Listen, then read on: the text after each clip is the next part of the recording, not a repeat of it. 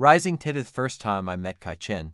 He was underwater cataloging Spanish colonial artifacts while a category for hurricane was bearing down on New Orleans with a projected 20-foot storm surge. And I was standing on the dock wondering if this was the most insane thing I'd ever witnessed, or just a Tuesday in my career. My name is Adrian Moss. I'm 24 years old, and the first work as a hurricane storm surge engineer for the U.S. Army Corps of Engineers stationed in New Orleans. I grew up here. My grandfather survived Hurricane Betsy in 1965. My parents survived Katrina in 2005. And I spent my entire childhood understanding that the city I love is in a constant negotiation with water. I chose this career because I wanted to be the person who tips that negotiation in our favor, at least sometimes. The hurricane was Hurricane Celeste. It formed in the Atlantic on Monday, became a tropical storm by Wednesday, and achieved Category 4 status by Friday morning. The National Hurricane Center predicted landfall at 22 o'clock Friday evening near the Louisiana coast, with storm surge projections reaching 18 to 20 feet in the New Orleans area. The city was under mandatory evacuation orders. Most people were leaving. Dr. Chen was not. The water won't reach the artifact storage site, he said on Thursday afternoon, standing in the Archive Conservation Lab in the French Quarter, surrounded by plexiglass cases containing items that were approximately 300 years old. He was small, maybe 5'8", with sharp features and the specific intensity of someone who was absolutely convinced that historical preservation was more important than personal safety. The storm surge projections are 20 feet, I said, very carefully, because I'd been trained in how to talk to people who were about to make catastrophically bad decisions. The French Quarter sits at approximately -2 feet elevation relative to sea level. That means water will be 18 feet above current street level. Your storage site is on the ground floor. The surge models are theoretical, Kai said, which was both true and completely unhelpful. They assume worst-case scenarios. Celeste might weaken. The storm track might shift. We don't know with certainty that 20 feet is the actual surge height we'll experience. We know with 87% confidence that surge will exceed 15 feet, I said. We know with 62% confidence that it will exceed 18 feet. Neither of those are acceptable odds when we're talking about the contents of your archive being underwater for potentially days or weeks, which is why I need to move the most critical materials to the second floor, Kai said. I've got 48 hours. I can catalog and move the items in the Cabildo collection, the Treem architectural records, and the underwater colonial artifacts. That's the most culturally significant material. I stared at him. You're staying in a ground floor archive in the French Quarter during a Category 4 hurricane to move boxes. I'm staying in a ground floor archive in the French Quarter to preserve the material history of this city, he corrected. The evacuation orders are for residents. Archives have different protocols. I've been cleared by the city to conduct emergency preservation operations by people who assumed you would be smart about it, I said. I am being smart about it, Kai said. I'm prioritizing the most significant materials, moving them to the highest elevation available in this building, and leaving by Saturday if conditions deteriorate beyond projections. Conditions will deteriorate beyond projections, I said. That's what Category 4 hurricanes do, but I understood, watching him work, what he was actually saying beneath the professional preservation language. This archive represented the documented history of a city that had been nearly destroyed once already and was built on the bones of colonization and slavery and resilience. The material in those cases wasn't abstract history, it was evidence. It was the physical record of who had lived here, who had suffered here, who had built here. Losing it to water felt like losing the narrative itself. That didn't make it any less insane for him to stay and organize boxes while a hurricane approached.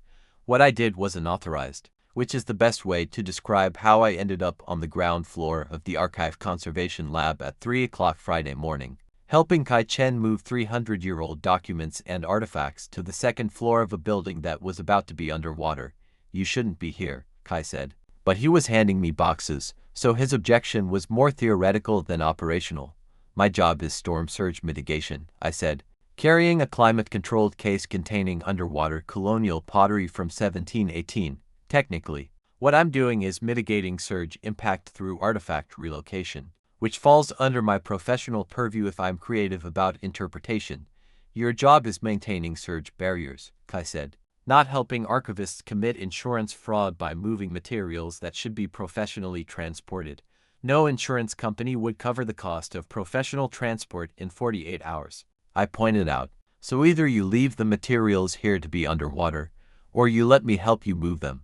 Those are your options. He didn't respond, which was his way of acknowledging that I was right. We worked through the night. Kai would identify which items were most critical. The Cabildo records from 1803, the architectural plans for colonial churches, the underwater collection of Spanish ceramics that had been salvaged from the Mississippi riverbed decades ago. I would carefully transfer them to the pelican cases we'd prepped on the second floor. It was meticulous work. Each item had to be placed with precise temperature and humidity control. Nothing could be stacked incorrectly. The order mattered for research purposes. Why this stuff? I asked, carrying another case of documents. I mean, I get that it's historically important. But why is it worth staying in a category for Hurricane to save it? Because it's the only physical record we have of how this city was built, Kai said. He was labeling items on a spreadsheet, cross-referencing locations. When Katrina happened, we lost 60% of the architectural records in the lower 9th Ward. 70% of the oral histories were lost because people couldn't come back. The material archive is what remains when memory fails. Memory fails anyway, I said. That's why we have historians. Historians need material, Kai said. These documents prove that free people of color owned property here in 1820. These architectural plans show that enslaved craftspeople built the most beautiful structures in the French Quarter. These underwater artifacts prove that Spanish colonization created an exchange culture that wasn't just exploitation, it was also adaptation and survival. He was holding a waterlogged ceramic bowl that had been salvaged from the Mississippi riverbed in 1987. It had survived 300 years underwater and then 30 more in climate-controlled storage, and he was moving it to a second floor to protect it from 18 feet of fresh water for a few weeks. Okay, I said.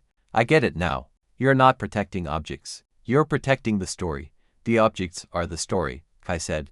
Without them, the story is just what people want to remember. With them, the story is what actually happened. We finished the second floor move at 8 o'clock Friday morning.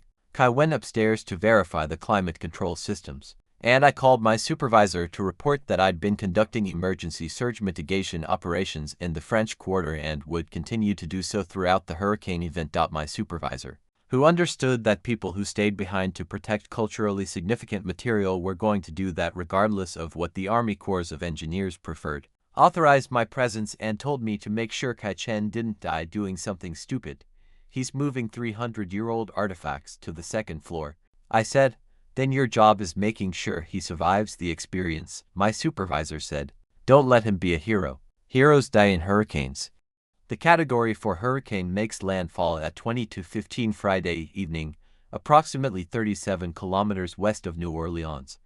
The storm surge starts climbing the levees at 20 to 30. I'm monitoring it from the Archive Conservation Lab, which is absolutely the wrong place to be, but seems to be where I've committed to being. Kai is upstairs checking the climate control systems, making sure the second floor equipment will maintain the environmental conditions for the artifacts even if the power gets interrupted. The water starts appearing on the ground floor at 23:17. It comes through the windows first, not crashing through, but seeping, finding the gaps where the storm surge finds leverage. Within 15 minutes, there's 4 inches of water on the ground floor. Within 30 minutes, there's 2 feet. By 0:15 Saturday, the water has reached 4 feet and is still rising. How much higher? Kai asks, standing on the second floor landing, watching the water consume the ground floor. Peak surge is predicted at 6 o'clock Saturday morning, I say, monitoring the water level measurements I've installed. Current rate of rise suggests we'll reach peak at 5:45, approximately 18 to 19 feet of surge height, above current street level. Approximately 16 to 17 feet above street level, I confirm. The ground floor will be completely submerged. The second floor will have 3 to 4 feet of water if the surge penetrates this far. Kai is quiet. He's been thinking about this mathematically, knowing that water would rise, planning for it, calculating it, but seeing it actually happen is different from theory. We did the right thing moving the materials, he says finally. If that water had reached the first floor storage, everything in those cases would be underwater for an extended period. Salt water damage is permanent. It's freshwater surge, I say, which is actually better for historical materials than salt water, because salt crystals don't form during evaporation. But you're right, getting materials above the first floor was critical. Did you bring equipment? Kai asked suddenly. What kind of equipment? Surge measurement, water sampling, documentation equipment, he says. If we're experiencing an 18-foot surge in the French Quarter, that's scientifically significant. That's beyond the predicted range. We should be measuring it, sampling the water composition, documenting it. I stare at him. The water is currently at 4 feet and rising. It's 1 a.m., and you want to conduct water sampling operations. If we don't measure it, how will we know what happened? He says, the official USGS readings will be from the monitoring stations on the levees, but the actual surge height here in the city, in the buildings, that needs to be documented. Despite the fact that this is absolutely insane, I understand what he's saying. The hurricane surge is being experienced by this building, by this archive, by the people and infrastructure in this space. That experience quantified is data, and data becomes history. I have a water quality kit in my truck, I say. It's parked on high ground 3 blocks away. We need to wait until dawn.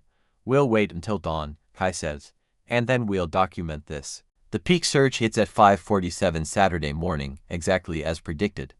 The water reaches 18.3 feet above current street level, which means 16.4 feet inside the archive conservation lab. The second floor has 3.2 feet of water on it, which is manageable but urgent. Kai spends the first hour after peak surge verifying that the climate control systems are still functioning and that the sealed cases containing the artifacts are actually sealed.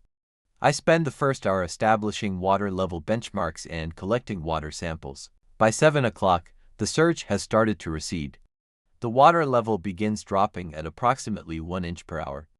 By 12 o'clock noon Saturday, it's back to 10 feet above street level. By 18 o'clock Saturday, it's at 5 feet. By 8 o'clock Sunday morning, it's at ground level again, and the Archive Conservation Lab has experienced a complete 18-foot storm surge event. We need to assess the structural integrity, Kai says on Sunday morning, standing on what used to be the second-floor landing, now a waterlogged mess. The building survived the surge, but water damage to the walls, the foundation, the electrical systems. We need to know what's actually compromised. Structural assessment is actually my job, I say. Let me call the team. Asterisk, what happens over the next 3 days is a combination of cleanup, salvage operations, and documentation. Kai's team arrives Sunday afternoon. They'd evacuated to Baton Rouge on Friday, and they work with me to extract any materials that were damaged despite our precautions. The second-floor climate-controlled cases survived intact. Some materials from the ground floor, things we decided weren't as culturally significant and had left in lower priority storage, are completely destroyed. Some things that we expected to lose survived due to the specific way water moved through the building. It's the kind of outcome that reminds you that disaster is rarely clean or predictable. Some things survive that shouldn't. Some things are lost that deserve saving.